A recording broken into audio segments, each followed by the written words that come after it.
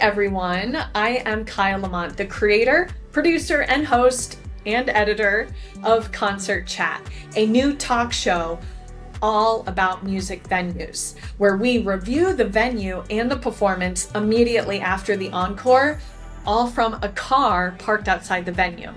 Our pilot season is now live. 5 episodes, 5 different venues, 3 here in LA and 2 in New York City. And it's all part of a new platform that I have been building for over 2 years.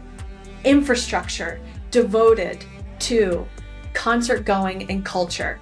For you, the gig tripper, the musical tourist who loves to travel to see live music and who loves to travel to seek out new live music experiences. VEMORii is the name of the platform, and I named it after venue memories and the relational intelligence that we are building. And part of that is Concert Chat, this new talk show. I'm the host here in LA, but today we're gonna meet Tim Barnes. He's the host in New York City, and he is a Swiss Army knife of talent. He's a writer, comedian, producer, performer, and as of late, he is the creator of a hit sitcom called Judge Travis. It is a satirical audio series all about courtroom drama, and it is so fucking funny, you guys. So I can't wait to hear more about that, but to really bring you into this world that I've been building. It's been for you guys, so finally I get to share it. We're gonna learn about the making of Concert Chat, how Tim and I met, and just it's a random scattered conversation, but you know what they say, you gotta start somewhere. Tim Barnes. Yes, the applause is back. Thank you so much. Thank you. Settle down. Yes. So happy to be here. Thank you, Kyle. Thank you for inviting me on this Concert Chat journey. Live from our apartments. Yeah. On opposing coasts. The real side of us is creators in our bedrooms, editing with hunchbacks. This is your baby, Concert Chat. This is your vision. I'm honored to be a part of it.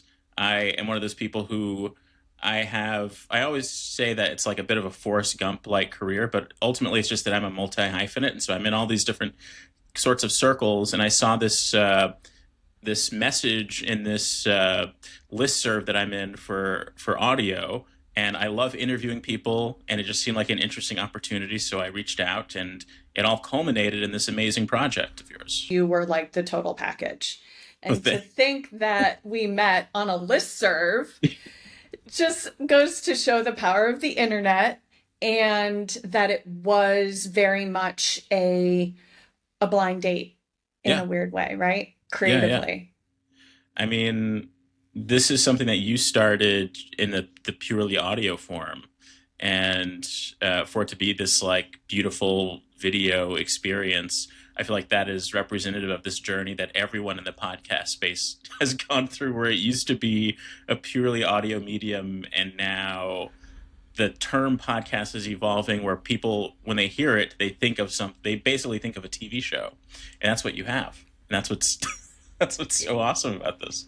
It's talk show, right? Yeah. And I was going back into how our formative years, right? Growing up and watching talk shows, right? On cable TV after school. Yeah. Right? Which one did you watch? I mean, I say this a lot, and people think that I'm either making it up or I'm kind of insane. And I'm not even talking about cable, but Regis. Regis, to me, taught me everything about conversation, taught me everything about being social. It was everything. Watching Regis, and was it Kelly at the time or Regis? And I forget. Yeah, Kathy Lee and then Kelly. You're right. You're right. Kathy Lee. He was a part of my mornings. And as someone who, I grew up in South Central LA, wasn't really allowed to go outside as a kid, didn't really want to go outside as a kid. And I think a lot of people who have a similar journey as mine, you end up relying on television and talk show hosts to learn how to be social and learn sort of the construction of a good conversation.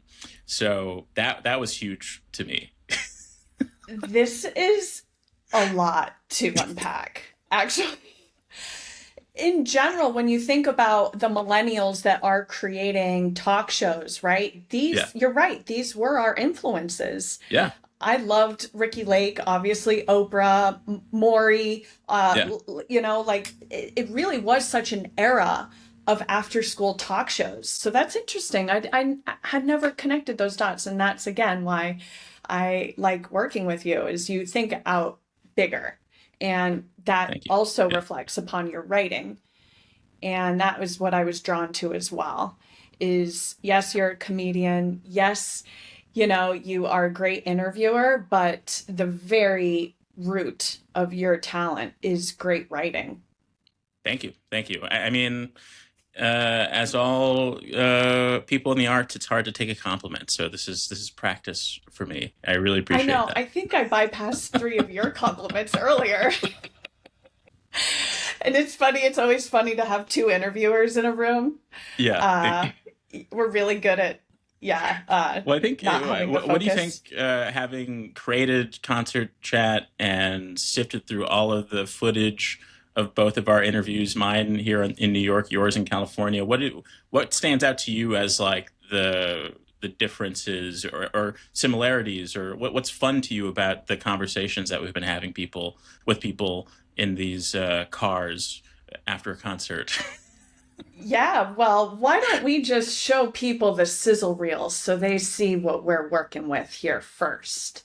And then it'll give me a little bit more context. Have you ever walked out of a concert wondering, Wait, did that show just change my life? if so, then you're going to love Concert Chat, a new series that reviews music venues, And performances immediately after. all from a studio on wheels. A car parked right near the venue. Come on. I can't believe you made me look cool. I'm Kyle Lamont, your host of Concert Chat LA.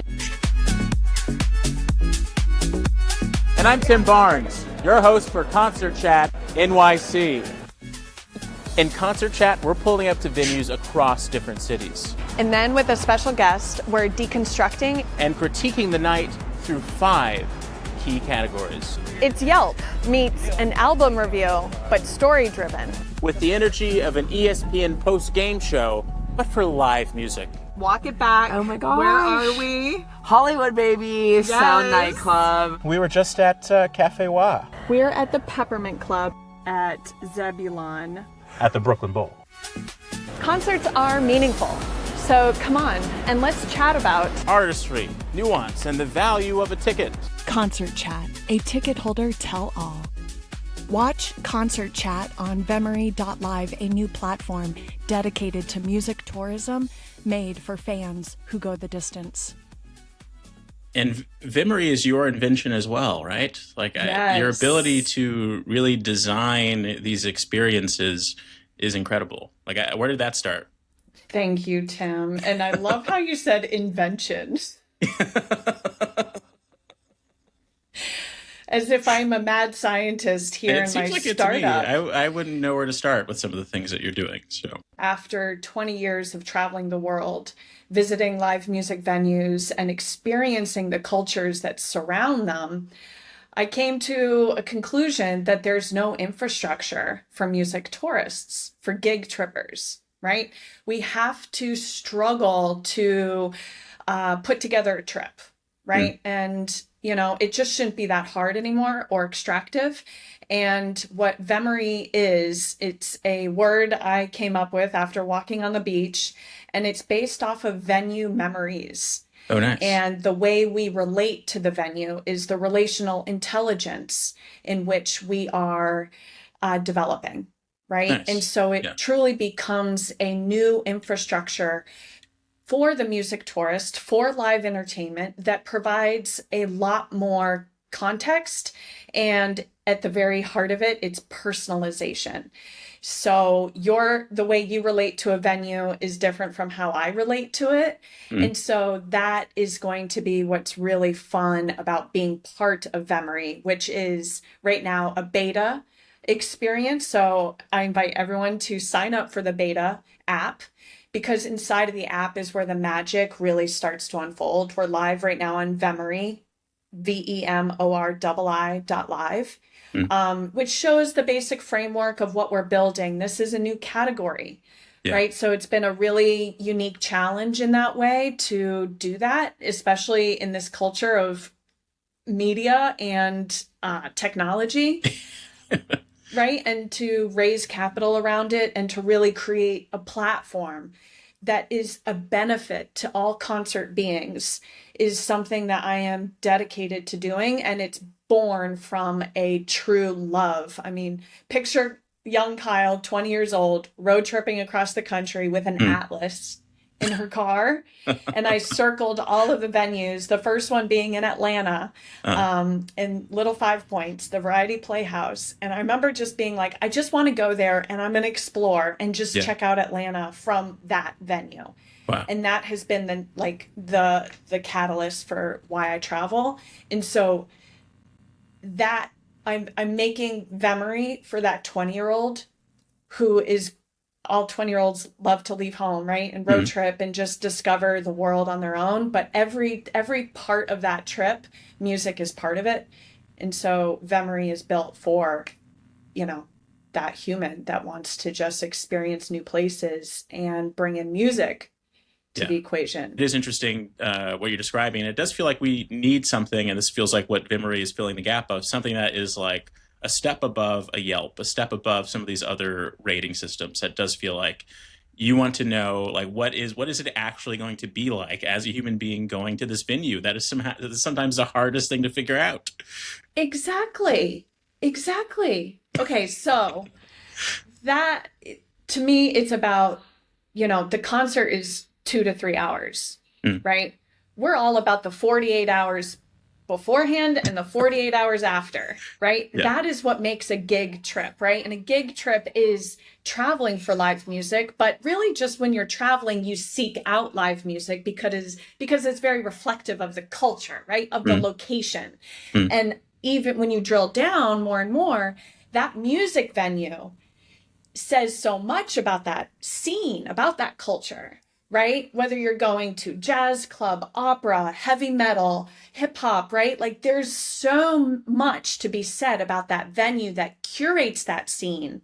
So Concert Chat is a talk show that reviews the venue and the experience immediately after from a car parked outside the venue. And what was like the first, I think the first venue was Cafe Wah. Yeah. In the Village.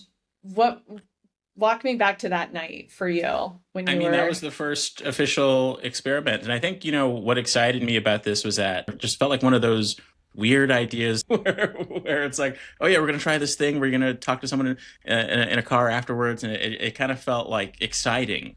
I didn't know what to expect. I kind of just went into it. Like I genuinely love weird experiences. And I always feel like I'm taking notes for some project that I don't know what it's going to be. So that was my only true intention. And I know that Cafe Wah is a historic venue. I'm a big fan of Jimi Hendrix and Bob Dylan. And so it felt great that because of this, like I don't know when I would have gone to Cafe Wah, but I went because of Concert Chat. And it really is like a DIY shooting experience for this. Like this was very much, a startup energy. And I'm saying that in a very positive way. Setting up the cameras and everything, figuring everything out. It was a beautiful challenge. It was the best form of improvisation, and it was valuable. And I think every other concert venue that I went to, we got better and better at this experience. Editing, as you know, is a lift. Editing an hour-long conversation and then folding in, video and folding in, for me, value for the concert goer, right? For me, it's always like, if a music tourist were to stumble upon this, that's coming to New York City for the first time, I want them to have equal parts information and equal parts entertainment, right? And so editing it was so much fun. There's so much fucking funny gold nuggets that you have. And there's one moment in the Cafe Wah episode where you talk about the size of the stage and the size of the height of the space, because it's in a basement. All right, so let's talk about the style. The style of the venue. Yes. Overall, it's a beautiful establishment, very intimate. But the ceiling was very short. That is a stage that is like meant for me and Sabrina Carpenter, a very short and sweet stage. You say how it reminded you of... Started to get these sort of Chuck E. Cheese flashbacks. Oh. Did you get that too? Okay. I think there was something about it where I was like, oh, these are kind of like, it kind of had like, this is not me commenting on the band. No, yeah. Something about the optics of it was just like, the staging, it just felt like, oh, this is like some robots. Well, I think that maybe there's just like a kid kind of like feel to it because it was so small. Yeah. It's like, yes, like, thank you, Google, that listserv that brought us together. I was like, and that's why I was like, working with a comedian and someone who knows culture and weirdness is going to allow for fun observation, right? And that is also the fun part of talking about the experience. Did you see so-and-so or so-and-so was singing, this and that? And it's like, these are the moments that I fucking live for and why I go out, right? It's always about what happened, right? How was processing that experience. And so you said how the ceiling was so short, they look so tall, and they look like Chuck E. Cheese. And you were like, that's nothing about negative of their performance, but they physically look like... And then so I'm editing the footage and I'm like, he's so right. Like, and then because it's round, it looks like they just were like coming in and out of a curtain. It was great. It was great. And I don't think anyone has ever said that before. We're trying to also toe the line of being critical and also just being like celebratory, and I'm just like excited to keep walking that line because we're in the business of promotion and helping businesses, right? At the end of the day. But we know that there's obviously, when it comes to media and talk shows, we know that friction and discourse is what provides clicks. So I think we've done a really good of talking about our experience in a way that does not at all like drag the venue. There's a way to critique in a way that is generally positive, and in a way that isn't just plain mean,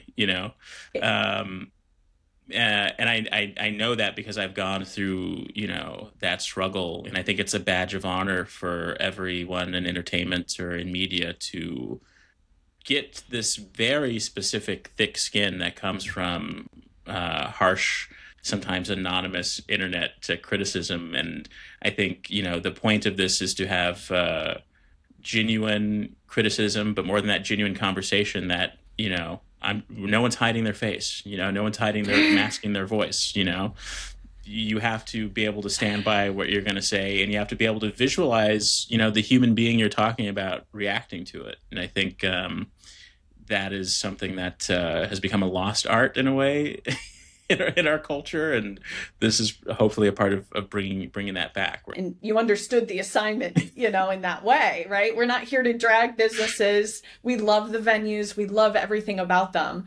And, it's just these little nuances, right? That go a long way when really discussing the actual experience.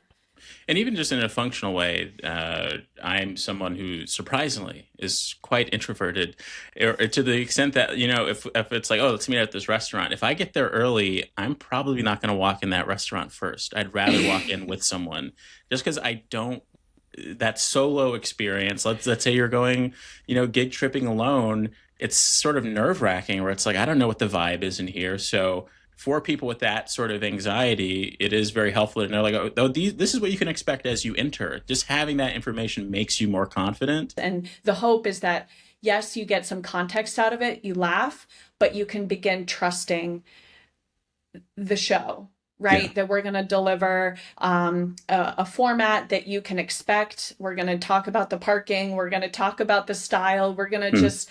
you guys talk about the bathroom, right? And how funny those urinals are. Like, these are things that's fun to at least know going in advance, or at least be like, relate on afterwards. I always thought those bathrooms were a little weird. Like, Why are they at the entrance? Yeah. I mean, you really have developed such an amazing concept, and I haven't seen anything like it, and it does belong somewhere prominent. It's very exciting. And Tim, like when we first connected, like I don't even want to age this thing right now, but in that time, you have come out with your own podcast series. So it's like, it's been fun to like watch each other's like creative endeavors throughout, like since we first met.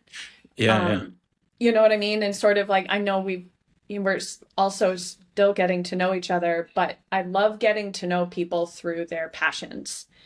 And Judge Travis is so much fun. And it like, you go back to like daytime talk shows. Yeah, exactly. I mean, I feel like something that kind of connects everything is that I do have a long-standing passion for the behind the scenes of things. And I think it's because since I was a kid, my dad has worked as a plasterer at Disneyland. He's actually going to retire near the end of next month. And because of that, even like the idea of, the happiest place on earth, my experience of that was through the lens of someone where that's work. So it's not... So I really do think that was the spark of this, like, I love shows like the Larry Sanders Show. I love these sort of, I love behind the scenes documentaries. And when this opportunity came for Concert Chat, I just love getting to enter a space that I might not be familiar with. That's kind of my interest in this whole project, where it's like, what is it like to walk into a venue I've never been to, perhaps engage with some music that I typically wouldn't, and to talk to people about it. I just simply love having those conversations. In Judge Travis, which is an audio sitcom about the behind the scenes of a court show and how it happens and the judge's personal life affects his verdicts, that's kind of the same feeling, where it's like this idea of eavesdropping on leaked behind the scenes audio, this feeling of hearing something that you're not supposed to hear and getting a more authentic sense of what's happening in this form of entertainment that I think everyone loves, but for some reason no one has really unpacked like what goes into the day-by-day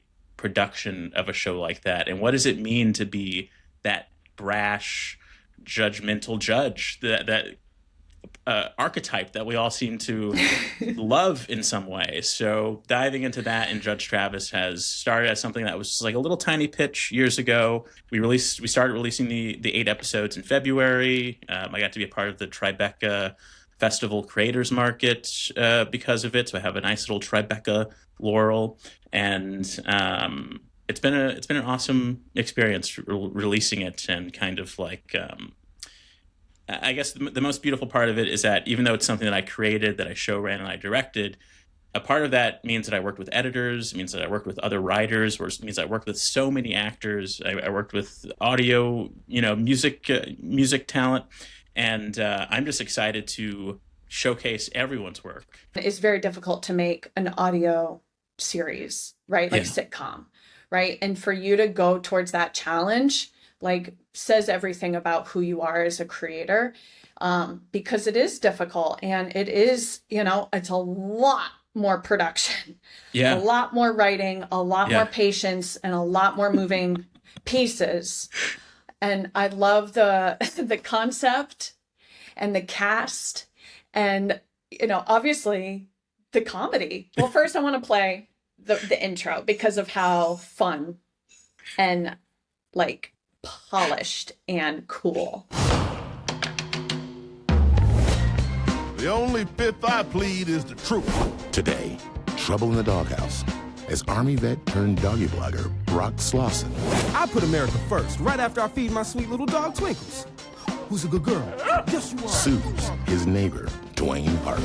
Am I really missing work for this? Because of a cheating scandal between 2 married dogs. Chester's a good dad to all his pups. How? Twinkles and I haven't seen him in weeks. Oh, he smashed Twinkle's cheeks, too. Shut up. Okay. Right. So this puppy mama. Okay. Yeah. Twinkles and like all of the names. And for one, I love how the fact that you lean into the fact that you don't like dogs, or none of the characters like dogs in this bit, which I thought was so fucking brilliant because everyone's obsessed with dogs. Yeah. And the clip about the judge, he opens up and he says, "I'm just going to be honest, I don't like dogs." Like, that is sick, Tim. Oh, thank you. What's And I love how he opens up with that, like, you know, like he shouldn't be saying that stuff. And I love that, like, through line throughout every episode. Like, he's so honest on the stands, and he just shouldn't be. Yeah. I mean, that's kind of, you know, most TV judges kind of have that sensibility. But what's really near and dear to my heart about this project is that, you know, I pitched the idea in the sense of this network.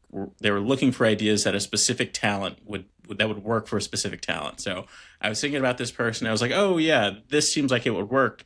And that's on a certain frequency in a writer's brain where it's like, oh, this project means that I am developing something to go up the ladder to, you know, get the green light from this actor, to go up the ladder, get the green light from this network. And that becomes the concept of how this project is going to move forward. I forgot about the pitch. The network got back to me and said, we're not pursuing this talent, but we still like the idea. And that opened up a totally different part of my brain. The first time that I really had the opportunity to do this in mass media, essentially, where it's like, we like this idea, write it. We'll pay you to write it.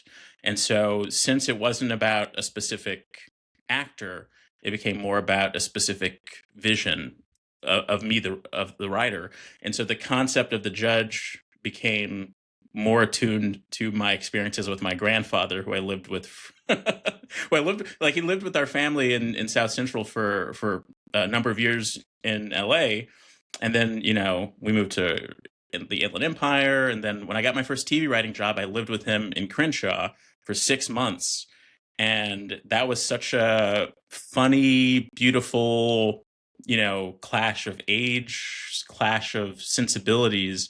And he was a very straight talking, direct person who half of communicating with him as a beloved family member was him roasting you. But this sense that he's roasting you through love, like his love language really, really was kind of insulting you in a way. So that, I think the specificity of my memories of that made it so that it was just like, I knew who this character was as I entered the writing room, and as we entered, you know, as we eventually ended up casting, ended up editing, like that is why this is such a passion project, because he was still alive when I pitched it, and he's not on this earth as of when it came out. So there's a lot of weird little things about this show that just make it a real marker for me, because I started off my career doing a lot of behind the scenes stuff as I was doing stand up, doing a lot of podcast producing for like interview chat shows and things like that. And then I started writing for television shows. And so this specific show, Judge Travis, is a project in which everything that I've learned over my career has been poured into this. In Bravo, like, it's truly so layered. And I love listening to all the different jokes that are happening. Also, it's a little vulgar. Yeah, it is. Yeah. You know, and the parental advisory thing here is starting to make a little sense to me. Yeah, I always warn people, you know, there's going to be curse words. You're going to hear ideas that you've never heard before. And it's all to make it more fleshed out. And one of the, you know, outside of the Larry Sanders Show and the Bernie Mac Show, which are the two storytelling North Stars of the show, I was really inspired by the Red Fox, you know, party records. Gets back to the bakery and baked a basket of big biscuits. Then I took the big basket of biscuits and the basket of big biscuits and mixed the big biscuits with the basket of biscuits that was next to the big basket and put a bunch of biscuits from the basket into a box. Then I took the box of Miss Biscuits and the biscuit mixer and the biscuit basket and brought the basket of biscuits and the box of Miss Biscuit and the biscuit mixer to the bakery and opened up a can of sardines and had a ball. Really vulgar records that it felt like you had to sneak to play to your friends, to that kind of feeling. And even in the terms of the music, there is this famous song called Here Comes the Judge that was recorded by this comedic artist named Pigmeat Markham, And this is one of the most popular comedy music records of all time. Yeah, he the total swing. Just about ready to do that thing. I don't want no tears, I don't want no lies. Above all, I don't want no alibis. This judge is hip, and that ain't all. He'll give you time if you're big or small. Fall in line, or this coat is neat. Peace, brother. Pick up the job, pick up the job. Everyone from George Wallace, who is in this show, to like Leslie Jones will tell you how inspired they are by this song. I consider this a through line to that type of thing. And the first 3 things that you hear in episodes 2 through 8 is this 3 beat of a gavel that is specifically in homage to the song "Here Comes the Judge," because that song starts with the boom, boom, boom, and then this sort of like. So there are so many influences and layers of things, and what's so fun is that ideally no one person will understand all the things happening in an episode. It's something that you can hopefully return to and find new jokes or new layers or new tidbits that you wouldn't have known otherwise. And I love that. Again, very bravo to the writing to that, right? I love paying homage. That's such like a classic sign of someone who studies craft, right? Like that really just finds those little moments to just like call back and sort of like, say thanks for the info and thanks for the inspiration. It feels like I'm in a phase where it's either a relief because I can stop thinking about it, or exciting because there's still more to come. So the meetings that I had at Tribeca were fun. So I'm keeping my hopes low, but hopefully they can get higher. Thank you for your time today and for asking such great questions. I couldn't be more grateful to have you part of it because of how kind and compassionate and understanding and open to just doing it. Big thanks to Alex Halkey, our producer in New York. And I'm excited to keep obviously communicating about this process. This has been so much fun, and thank you for, I know how much work goes into this, and I think you have an amazing series on your hands, and I hope that people, enjoy my fluctuating beard trimmings and, seeing me bowl at the Brooklyn Bowl. Oh my God. I am at Williamsburg's very own Brooklyn Bowl, bowling.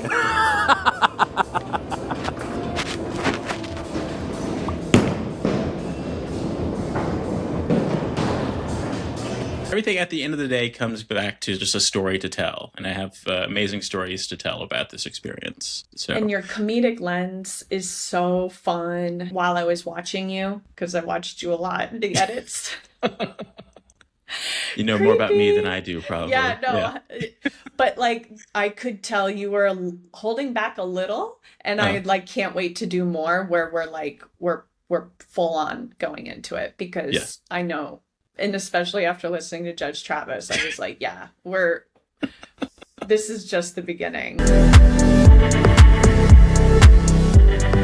Having your attention is the hardest thing in this business. So if you've made it this far, thank you. Thank you for your curiosity and for your interest and for your openness to be part of VEMORii and to continue to watch where Concert Chat goes. I mean, this is just the pilot season. If you have any questions or would like to be part of the team, please reach out to me, and please join me inside of the beta app. You can do that at VEMORii.live. This is where the magic is, my friends. Personalization and a lot of bells and whistles for all of your gig trips. I'm telling you, this will change the way you go to concerts. And I'm so excited because I've been building it for you. So please come and join me inside the app so that we can have fun together. Sign up for our newsletters, follow us on all the social media platforms, because I am launching the biggest giveaway campaign. I'm giving away these earrings by Lauren Lorraine. I'm giving away concert posters, a lot of stuff. You're gonna wanna sign up for this. And I really am excited to continue to bring you all of the venue reviews to help you plan better gig trips and to feel more connected to the venues that we so dearly love. Concert Chat is created, produced, and edited by me, yours truly, Kyle Lamont.